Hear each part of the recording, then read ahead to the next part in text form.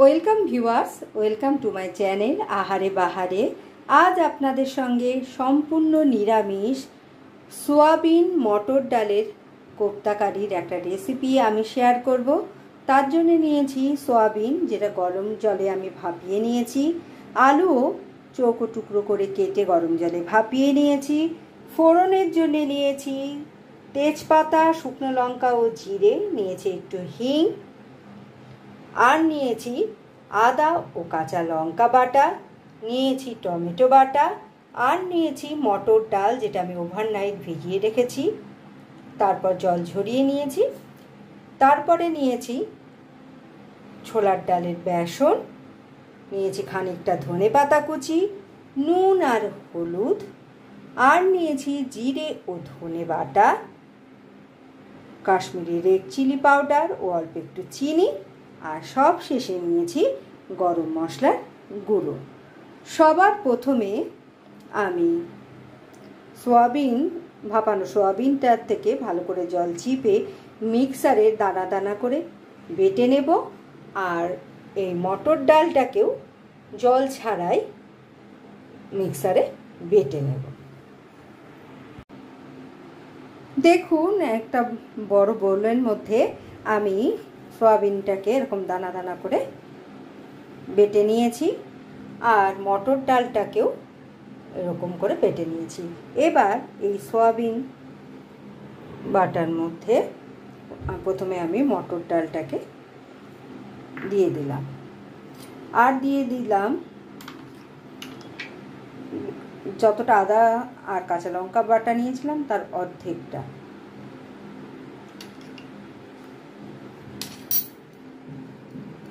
আর এর মধ্যে যতটা ধনেপাতা নিয়েছিলাম তার খানিকটা আমি এর মধ্যে দিয়ে দিলাম। তারপর এর মধ্যে আমি নুন, হলুদ, চিনি, লঙ্কার গুঁড়ো, গরম মশলার গুঁড়ো সব অ্যাড করে দিলাম। আর আমি এর মধ্যে অ্যাড করব ছোলার ডালের বেসন। এটা বাইন্ডিংয়ের জন্য আমি ইউজ করব। আমি প্রথমে পুরোটা দেব না, আমি মেখে দেখব, যদি লাগে তারপরে আমি বাদবাকিটা ইউজ করব। এবার আমি সব কিছু একসঙ্গে হাত দিয়ে মেখে নেব। দেখুন, সব কিছু খুব সুন্দর করে আমি মেখে নিয়েছি, বাদবাকি বেসনটাও আমার লেগেছে, আমি দিয়ে দিয়েছি। এবার এই মিক্সচার থেকে ছোট খানিকটা করে নিয়ে আমি ছোট ছোট বলের আকারে গড়ে নেব কোপ্তাগুলো। এইভাবে আমি ছোট ছোট বলের আকারে কোপ্তাগুলো সব গড়ে নেব। দেখুন, আমার সব কোপ্তাগুলো তৈরি করা হয়ে গেছে। রান্নাটা করার জন্যে কড়াই গরম করে খানিকটা সর্ষের তেল আমি দিয়ে দিয়েছি। তেলটা আমার গরম হয়ে গেছে। এবার ব্যাচে ব্যাচে কোপ্তাগুলো আমি এর মধ্যে দিয়ে ভেজে নেব।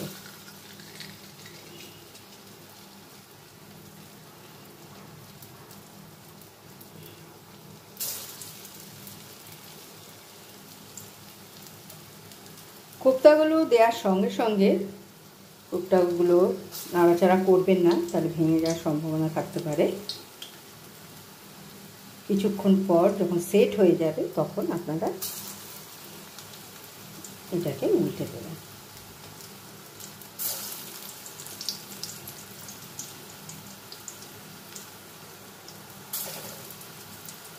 আমার প্রথম ব্যাচের কোপ্তাগুলো আমি দিয়ে দিয়েছি। এবার খানিকক্ষণ সেট হওয়ার পর একটা দিক ভালো করে ভাজা হয়ে গেলে আমি এইটাকে আস্তে করে উল্টে দেব। হ্যাঁ, প্রথম যেটা দিয়েছিলাম সেটা কিন্তু হয়ে গেছে। এইভাবে উল্টে পাল্টে আমি এই কোপ্তাগুলো ভেজে নেব। দেখুন, প্রথম ব্যাচের কোপ্তাগুলো আমি উল্টে পাল্টে লাল করে, হালকা লাল করে ভেজে নিয়েছি। এবার আমি এগুলোকে তুলে নেব, বাদ বাকি কোপ্তাগুলোও আমি এভাবে ভেজে নেব। আমার কোপ্তাগুলো সব ভাজা হয়ে গেছে। কোপ্তাগুলো ভেজে তুলে নেওয়ার পর কড়াইয়ে অল্প একটু সর্ষের তেল আমি অ্যাড করেছি। এবার ভাপানো আলুগুলো দিয়েও একটু ভেজে তুলে নেব।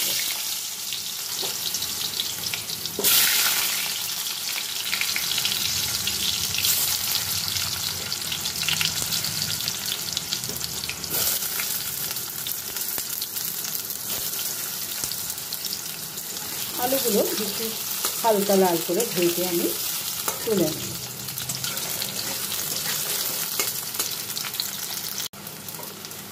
দেখুন আলুগুলোর গায়ে হালকা লাল রং ধরেছে। এবার আলুগুলো আমি তুলে নেব। কড়াইয়ে আলু ভাজার তেলের মধ্যে সবার প্রথমে এবার আমি ফোড়নটা দিয়ে দেব। তেজপাতা, শুকনো লঙ্কা ও জিরে। ফোড়নটা একটু ভাজা ভাজা হয়ে গেলে এর মধ্যে আমি হিং ফোড়ন দেব। গ্যাসের ফ্লেমটা কিন্তু আমার সিমেই আছে। আমি অল্প একটু হিং ফোড়ন দিলাম। এবার এর মধ্যে আমি আদা ও কাঁচা লঙ্কা বাটাটা অ্যাড করে দেব।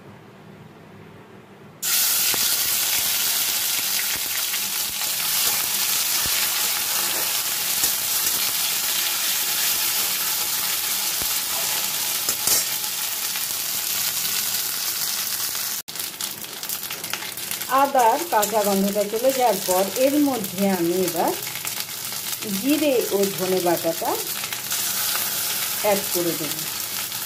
আর বাকি ধোয়া একটু জলও আমি এর মধ্যে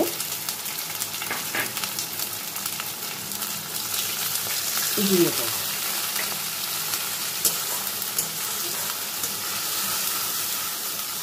তেলের মধ্যে মশলাটা একটু নাড়াচাড়া করে এবার আমি এর মধ্যে নুন আর হলুদটা অ্যাড করে দেব।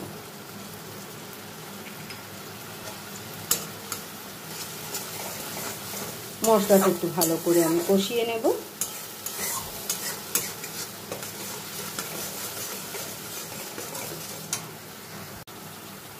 মশলাটা আমি কিছুক্ষণ কষিয়ে নিয়েছি। এবার এর মধ্যে আমি টমেটো বাটাটা অ্যাড করে দেব। টমেটো বাটা দিয়েও আমি মশলার সঙ্গে খুব ভালো করে কষিয়ে নেব বেশ কিছুক্ষণ ধরে, যতক্ষণ না এর থেকে তেল রিলিজ করে।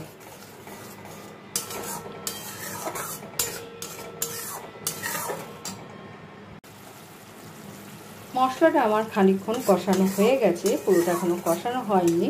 এবার এর মধ্যে কাশ্মীরি রেড চিলি পাউডার আর চিনিটা স্বাদের জন্য আমি অ্যাড করে দিলাম। এবার এই দুটো দিয়েও মশলাটাকে আমি বেশ কিছুক্ষণ ধরে কষিয়ে নেব।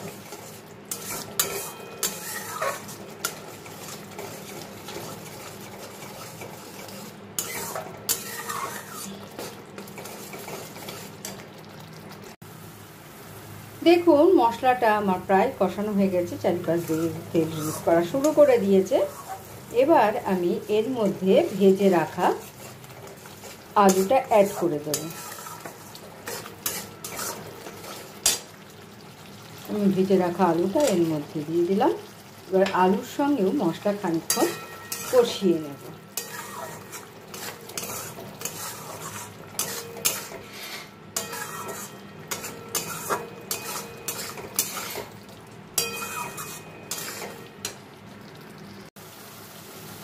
দেখুন আলুর সঙ্গেও মশলাটা আমার কষানো হয়ে গেছে, চারপাশ দিয়ে তেল রিলিজ করেছে। এবার আমি গ্রেভির জন্য এর মধ্যে হালকা গরম জল অ্যাড করে দেব।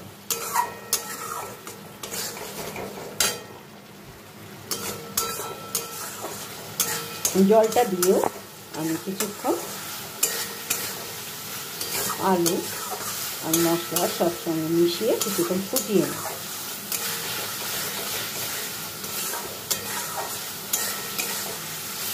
এবার আমি গরম জল,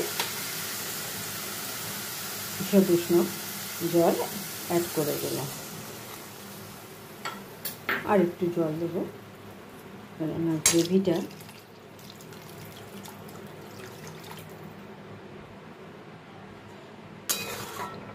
মধ্যে কোপ্তাগুলো দিলে কিন্তু যাতে কোপ্তাগুলো কিন্তু অনেকটা জলই টেনে নেয়।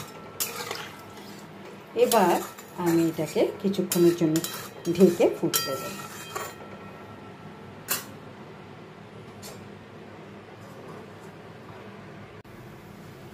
কিছুক্ষণ পর আমি ঢাকনাটা খুলে নিলাম। দেখুন আমার ঝোলটা ফুটে গেছে। আমি আলুটা একটু চেক করে নেব, যদিও আলুটা ভাপানোই ছিল, তবুও চেক করে নেব।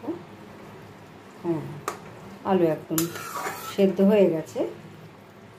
এবার এর মধ্যে আমি কোপ্তাগুলো অ্যাড করে দেব।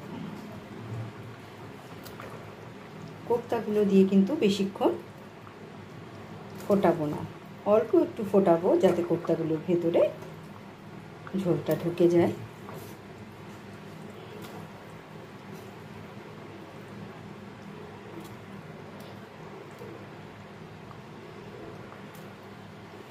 এবার ঝোলের সঙ্গে কোপ্তাগুলো অল্প কিছুক্ষণ আমি ফুটিয়ে নেব, যাতে কোপ্তাগুলোর মধ্যে ঝোলটা ঢুকে যায়।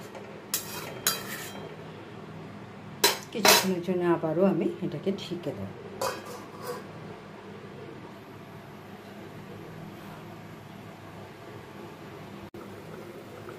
কিছুক্ষণ পর আমি ঢাকনাটা খুলে নিলাম। দেখুন ঝোলটা আমার ফুটে গেছে। এবার আমি এর মধ্যে গরম মশলা ও ধনেপাতাটা অ্যাড করে দেব। প্রথমে আমি গরম মশলাটা অ্যাড করে দিলাম। গরম মশলাটা দিয়ে সব কিছুর সঙ্গে মিশিয়ে নিলাম। এবার সব শেষে আমি ধনেপাতা কুচিটা এর মধ্যে অ্যাড করে দেব।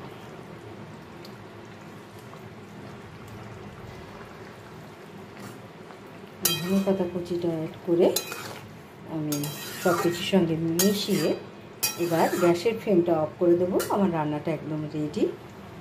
5 মিনিট রেস্টে রেখে আমি এটা সার্ভ করে দেব। কিছুক্ষণ ঢেকে রেস্টে রাখব। আমার সম্পূর্ণ নিরামিষ সয়াবিন মটর ডালের কোপ্তাকারি একদম রেডি অ্যান্ড সার্ভড। কেমন লাগলো আপনাদের আমার এই রেসিপি? আপনারা অবশ্যই আমায় কমেন্টস করে জানাবেন। নিরামিষের দিনে এই রেসিপি আশা করি আপনাদের সবার ভালো লাগবে। আর যদি আপনাদের আমার এই রেসিপি ভালো লেগে থাকে তাহলে প্লিজ লাইক, শেয়ার এবং সাবস্ক্রাইব করবেন আমার চ্যানেলকে। Thank you for watching.